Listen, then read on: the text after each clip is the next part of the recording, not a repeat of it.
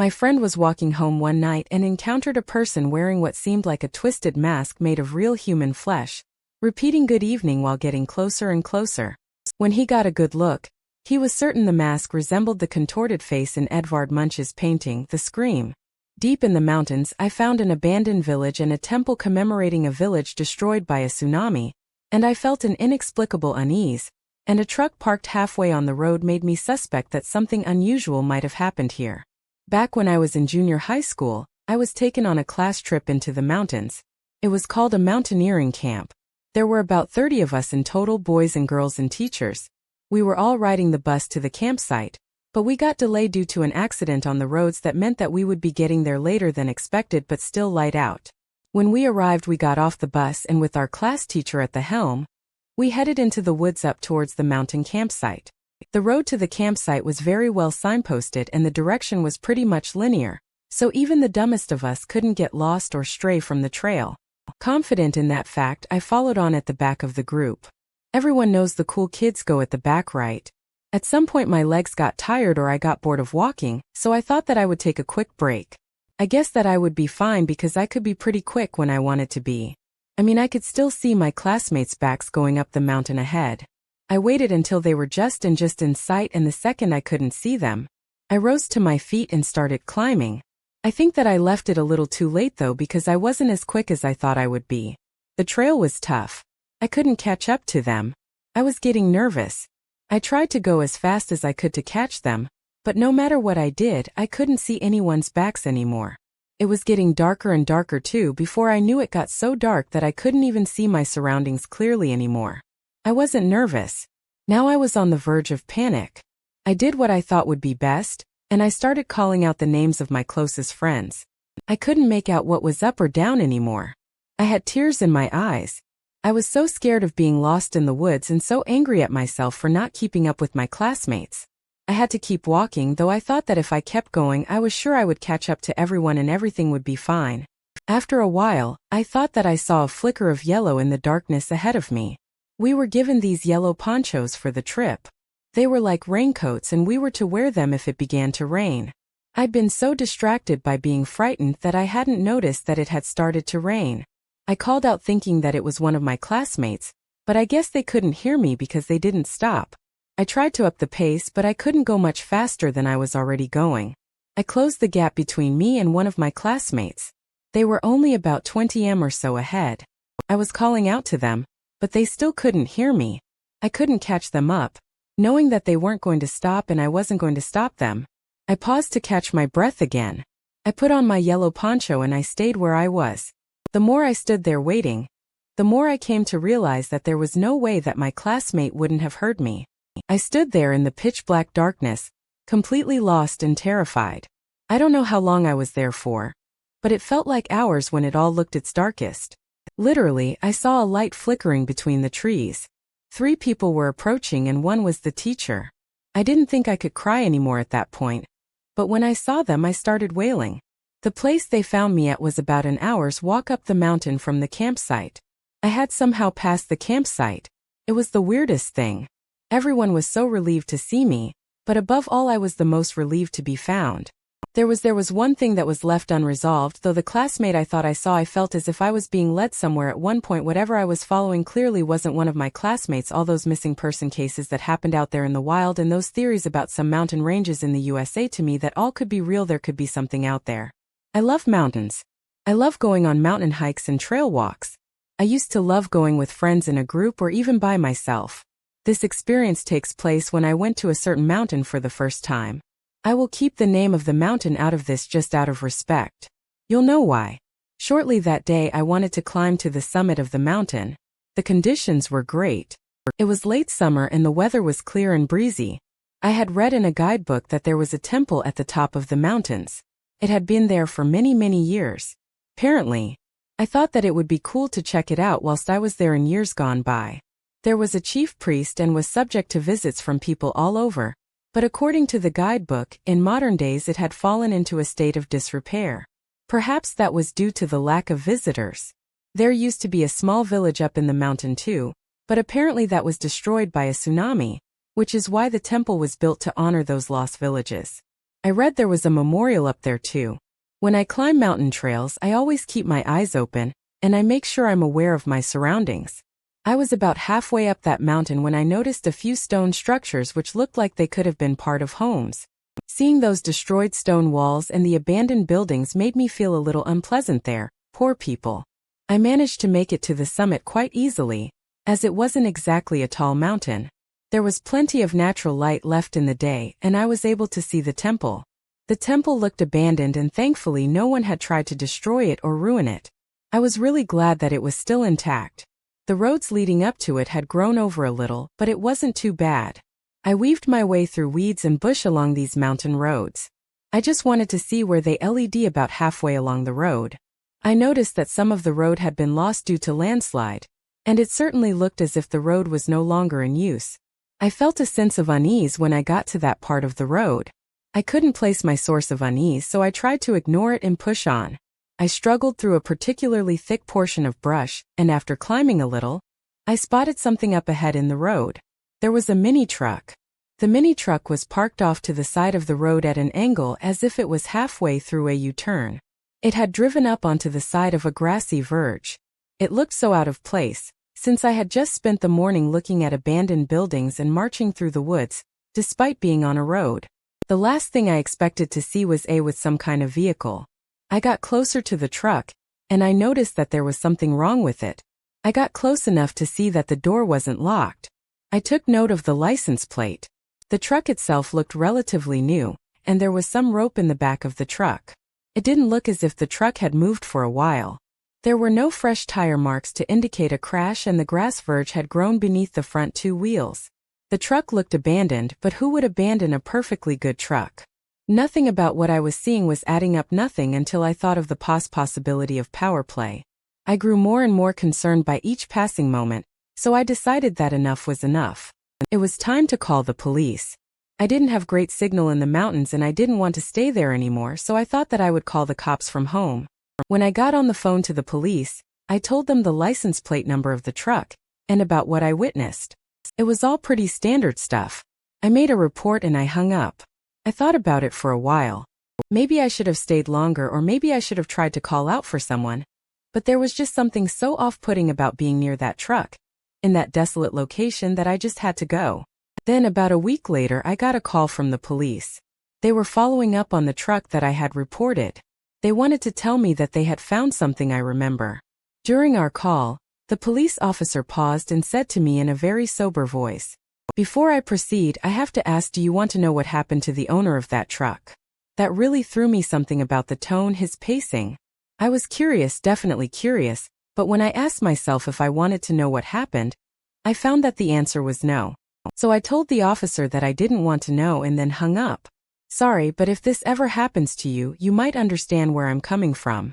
There was an atmosphere to that truck. There was something wrong. I cannot put my finger on it. I could not bear the thought of being told that the owner of that truck took their life in those woods or something worse happened. I didn't want to battle with the mental image. Therefore, the mountain that was enshrined in a very sad history became a little sadder to me and the world.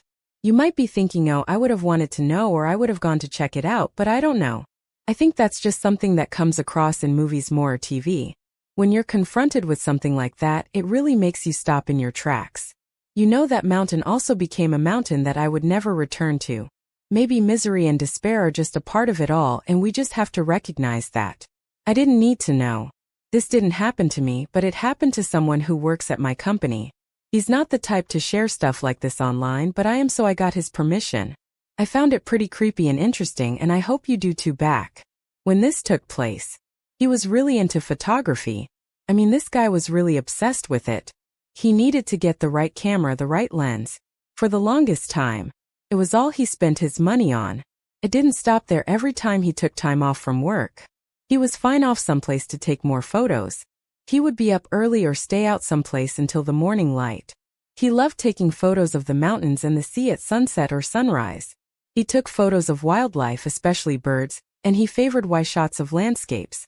After a while he got tired of taking photos of the same sort of stuff, though. Well, it was either that or he couldn't get the time off he wanted from our boss. I think that's what led him trying to shoot something a bit more locally. He got a new lens or a new camera. I can't remember. He said that he was going to shoot some photos of the stars at night. There was a place not far away from where he lived. He lived on the outskirts of town beneath the shadow of a mountain. What better place to take photos of constellations? It took next to no time for him to get up to the top of the mountain while riding his motorbike. He said that he went late enough like he planned on. Then he was that even the hiking trail would be empty. Riding up those trails would make his journey a lot shorter but a lot more dangerous. It was illegal, but he thought he would get away with it. There wasn't much of a police presence in this town. Apparently he knew the area and the risk, so he was confident that he would be up and down without anyone noticing. He said there was a clearing at the top of the mountains, but the streetlights were scarce. There was nothing but natural light up there. That's where he wanted to be. While he pulled up at the place he wanted to be at and kicked the stand of his bike out, he put it out of sight under a tree just in case he took a bunch of photos. Tried them from all sorts of angles.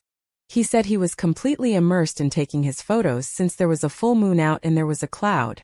The sky that served as his canvas. His concentration was disrupted when he heard the sound of a vehicle pointing into the observation area parking lot. He had driven up the trail and not up the road. Therefore he had a kind of advantage over the car that had just pulled into the parking lot. At that time of night, he thought that it might be just some kids looking for a quiet place either to drink in or fool around in or both. If that was the case, it wouldn't be great if they found a guy on his own lurking in the bushes with a bunch of camera equipment.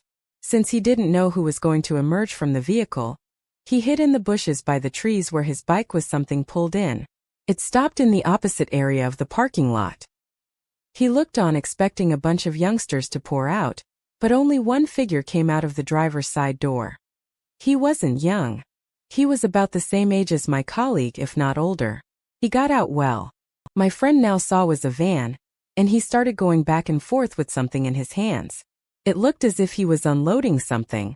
He had 2 armfuls of something and he headed off into the woods with whatever that was. Then he came back to get more of it from his van, while my colleague retracted into the bushes once again after he saw that. He said that he didn't want to be found by that guy. He admitted that he hid in the bushes until the guy in the van completed doing whatever he was doing, the back and forth trip from a van into the woods. Once he heard the van pull away, he came out from under the cover of darkness and left on his motorbike. I was told the story in front of some others. It was on the night out. Some of our senior colleagues were all like, "What that's?" It was probably some guy fly trapping, dumping his garbage out in the middle of nowhere.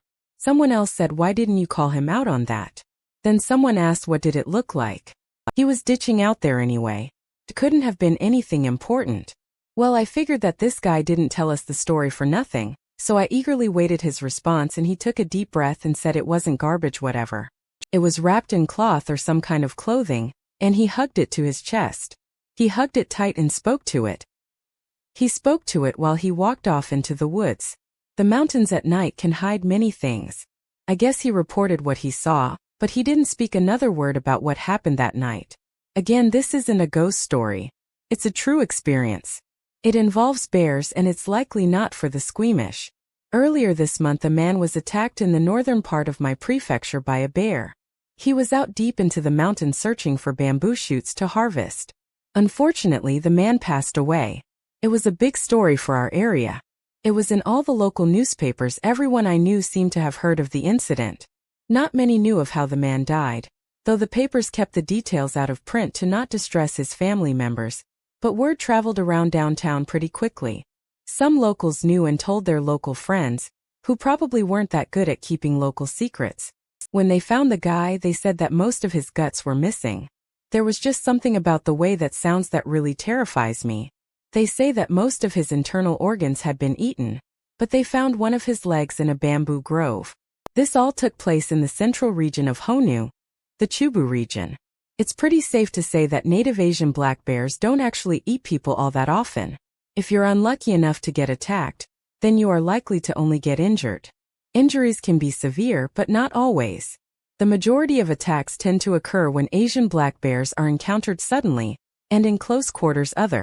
Otherwise they're regarded as pretty reclusive. Some believe that he wasn't killed by a black bear. There was a theory that said he was killed by wild dogs, but they found out later that the bite marks left in the remains of the poor chap belonged to a bear. 2 days after the man's body was found, hunters had identified and killed the culprit bear. I'm not sure how they confirmed the identity of a bear, but those hunters are pretty adamant. They got them. However, they say that this bear was a parent and one of its cubs got away. That little bear cub really frightens me, because that bear was probably definitely given human flesh by its parent, and is now likely to know the taste of human meat. If the bear cub was less than a year old, there is a good chance that it might not make it through the winter. But if the bear is 2 years old, then he or she could be coming to haunt our village next year and possibly beyond. Right now the local hunting club is frantically searching for that bear cub. As of today, no one has seen it. Normally at this time of year, my family would be out in the mountains looking for wild edible vegetables, but nobody wants to go out there. We don't want to be anywhere near the bamboo groves either. I read about this mountain that is famous for a very weird reason. They say that when you climb this mountain, you can hear the laughter of someone. They say that no matter how hard you look for the owner of that laughter, you won't find them. There were lots of rumors about the mountain. Word travels quickly. In small villages, people would constantly try to find the answer to the question of why there was a laughing sound coming from the mountain. Some people speculated that it was a ghost of a small child who passed on somewhere on the mountain range that was making the laughing sound. The rumors and theories didn't stop there. They spread around the foot of the mountain.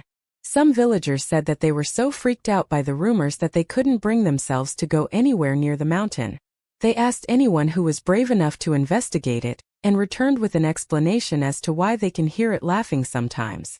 Word reached a special occult research team at some university. They were more than willing to investigate. They came with their various machines and they were planning on staying night and day until the mystery was finally unraveled. The team researched the mountain thoroughly and arrived back at the village. With their findings, they concluded that the laughter wasn't created by a spirit. It was not a human either. When they found the source of the sound, they had found that there were many stones in close proximity on the mountain.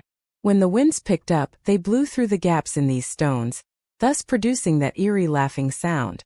The mountain had been that way since ancient times. I imagine that the stories had varied over the years. If I could remember the name of that mountain, I would have researched it and tried to find some more legends and try to find a better way of explaining the whole laughing coming through the stones thing as well. I'm just going by a memory, sorry. When the university team reported their findings to the villagers, something unexpected happened. The villagers wouldn't believe them. They just refused. They were certain that the mountain was cursed and it still taunts them with its laughter at claiming the lives it took. Some said that the mountain's laughing sound is in fact a warning. The mountain spirits are angry at man's relentless destruction of nature and the environment. When I read that, I got a little shiver for some reason. I guess that was because I used to find the mountains pretty creepy. To be honest, but I think people with strong wills and beliefs that won't change are a lot more creepier. This happened last summer. It was when I headed back to the countryside to visit my grandparents. Our family usually went to see them in the summer. They lived way out in mid-nowhere in a place in Japan called Seo in Hyōgo Prefecture. I know it's not great to say this, but I didn't really look forward to the summers because every time I went to see my grandparents, I would always end up pretty much bored. All my friends were hanging out together, and I was just sat around reading the same books watching boring daytime TV. I had a ton of time on my hands but nothing to do with that time. My parents expected the day studying. That wasn't even going to happen. On the day this experience took place, I was asked to go to the store to get something. I remember it was a very hot and humid day. Even though it was hot and not that nice to be outside, I decided I'd rather be outside rather than inside. I had always been with my parents or grandparents and I never really went anywhere by myself. I guess that I was old enough to be trusted to be around by myself that summer. So with that in mind, I thought I would do a little exploring. I found a trail leading into the mountains. The trail was covered by trees and it looked like it would be pretty cool and shady. I kick it out of the heat without having to go home. I haven't never really looked around, so I thought this was my chance. The mountain trail seemed way more inviting than daytime TV. The trail wasn't tough, though the ground was pretty. Even I was slowly going up towards the mountain. I think that had been on the trail for about 10 minutes or so. It was pretty nice. I noticed that there were some houses dodged around off to the side of the trail to the left. I couldn't believe that people lived out here in the mountains. I have to make it clear that this is literally in the middle of nowhere and there is nothing. The houses Demon looked like they had gas or electricity. They were more like shacks or cabins. Come to think of it. I went further and further along the trail. I was pretty far into the woods now and quite high above sea level. I stopped in my tracks. Well, I know something up ahead. There was some dirt ahead in the trail that looked a little out place. I don't know if they're the best way to describe it, but if you have ever played video games on PS1 or PS2, you might understand what I'm trying to get at. You know, in the game, once you notice an object or tile or something, they might make it slightly different shade or lighter so that it stands out well. That was what the dirt looked like to me. I stared at that patch of dirt. It was about 2 or 3 steps ahead of me. I thought about ignoring it and carrying on with my walk, but something about it seemed so out of place.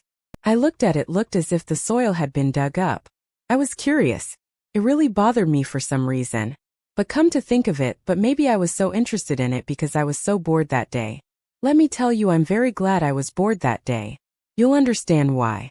Shortly I picked up a large stone in both hands and walked over to the awful patch of dirt. I dropped the stone on the patch of dirt. I heard an unnatural sound. It sounded like stone clattered with wood then dropped. I knew instantly what that sound was. It was a pitfall trap. It was a shock, but I wasn't scared. I just assumed it was some kids who learned how to make it having some fun.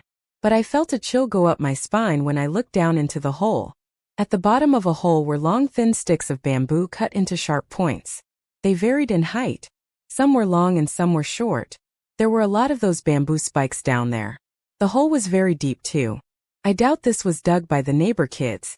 What's ching about that trap was the fact there was no bait there. It didn't look like the purpose of the trap was to catch animals. Perhaps it was meant for humans. I turned on my heels and rushed out of there. I wanted to run, but I was scared that if I didn't look where I was going, then maybe I would step on one of those horrible traps. I got out the woods safely, and I don't think I had ever been so happy to see Grandma and Grandpa's house. I thought that daytime TV was better than being impaled at the bottom of a pitfall trap out in the woods, where no one could see me or hear me scream. I think that is the closest I've come to death. I don't know what the purpose of the trap was. I was scared to tell my parents when I was at that age, as I thought I might get into trouble for sneaking off. I have never been back to those woods. I'm hoping that someone will answer this and say something like, "Hey, I know what you mean. I've seen that." Or something similar has happened to me. This has been on my mind for about 10 years. No word of a lie. It happened back when I was in elementary school. During the summer vacation period, my teacher set us some homework which might appear unusual to some. We were to go into the local mountain range and write a written account of our thoughts while we were out in the wilderness. So Mom, Dad and I set off on one afternoon to climb up a short mountain trail in our town. The trail that took you to the top of the mountain was the same trail that would take you to the bottom. It was shaped a bit like a letter S. The climb went smoothly and we reached the summit without incident. I was thinking of what I would write about later, and I was sure that my mom and dad would help me out. So when my dad said, "All right, let's go home," we all headed off without any complaints. He had promised us lunch in a local cafe. We headed back down the way we came. Even though it was the afternoon, it was still pretty hot out. On the way back down, I realized something: we hadn't seen a single other person going up or coming down. While we were on the trails, I remember thinking it's a lonely mountain. I thought about writing that for my homework. I was pleased with my observation.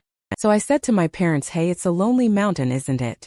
Just as I said it, I saw a family coming up the trail towards us and I thought a man. Now I sound stupid. The family consisted of 3 people. There was a girl who looked roughly give or take the same age as me, as well as her parents. Our families were about to pass one another. I say that we were going to pass one another, but that strictly isn't true. If you remember, I said that the trail was shaped like a letter S, then this will make more sense. We didn't meet the family on the trail. They came walking out of the bushes from the side of the trail. I'm not sure why they did that. Since the trail was about 7 or 8 m wide, there was plenty of room. I guess that's why I was kind of surprised to see them appear outside of the trail. It's also not that nice to have to push past trees and brush to get to the top of the mountain. Surely I called up to my dad, who was a little ahead of my mom, and I said to him, "They're strange," or something like that. It was at that point I noticed that their faces were pale. They gave me the creeps, so I stayed close to my dad. They didn't appear to notice us, or if they did, they didn't care about our presence. They just crossed the trail ahead of us and pushed their way through the branches, aiming for the summit in a linear path created by themselves. They didn't speak to one another as they moved forward. They just kept their heads down and continued. It was a really strange sight. Further down there was an old man off to the side of the trail who seemed to be just stood there, and as we passed him, he just smiled and nodded. When we got to the bottom of the trail, we went to the cafe. When we got there, we were speaking about the hike. We just finished. My dad and I were talking about the family that we saw going through the bushes and how weird it was. Our sandwiches arrived and we were eating them, but my mom wasn't involved in the conversation. I asked her what she thought and I was pretty shocked by her reply. She said she didn't know what we were talking about. She didn't see the family. My dad was shocked and I was too, but I guess she was forever at the back and might not have been paying attention.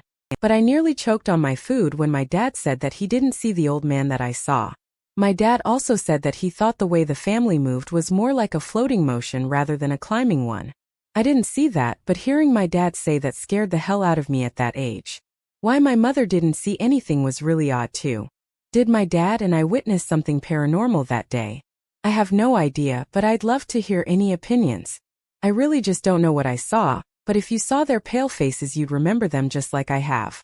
I doubt I'll ever find out what that was, but hey, it's worth asking for.